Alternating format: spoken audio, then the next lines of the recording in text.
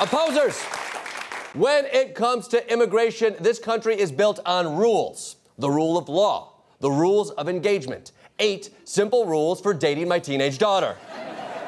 Fun fact, Roy Moore's favorite sitcom. But you can Google it. But don't trust Google, be a big man.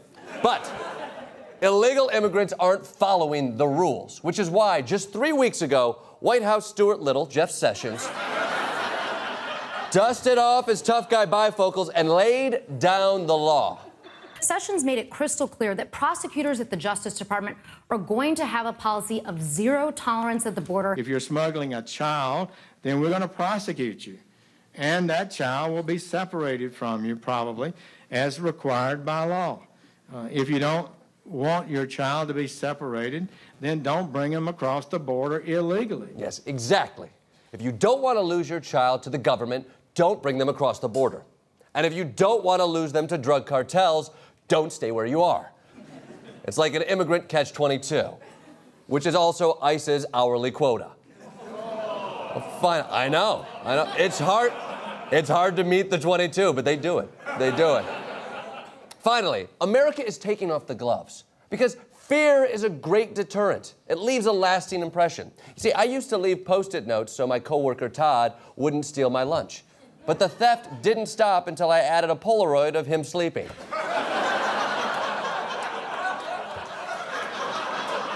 It worked.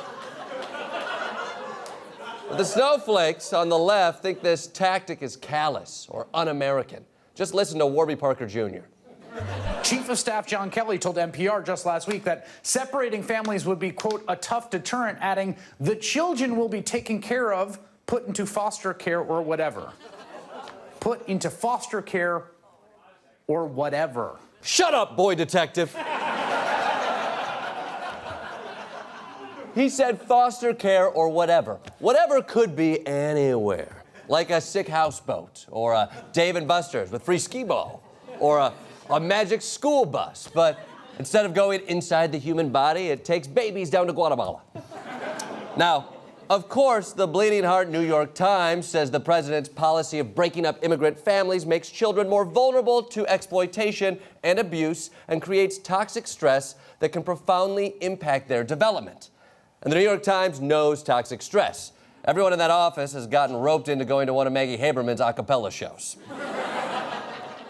Luckily, President Trump is holding the right people accountable. Other people. President Trump is blaming Democrats for separating immigrant children from their parents, saying, quote, put pressure on the Democrats to end the horrible law that separates children from their parents once they cross the border into the U.S. But to be clear, the president is referring to his own administration's policy. That's right. It's his own administration's policy. And Democrats are to blame.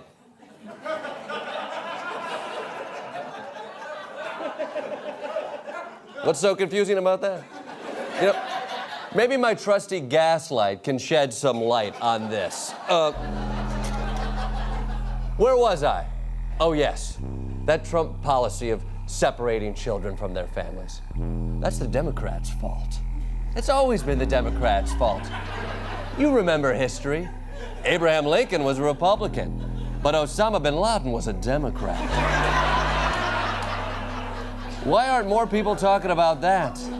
I'm not sure. Check this light. Democrats hate immigrants.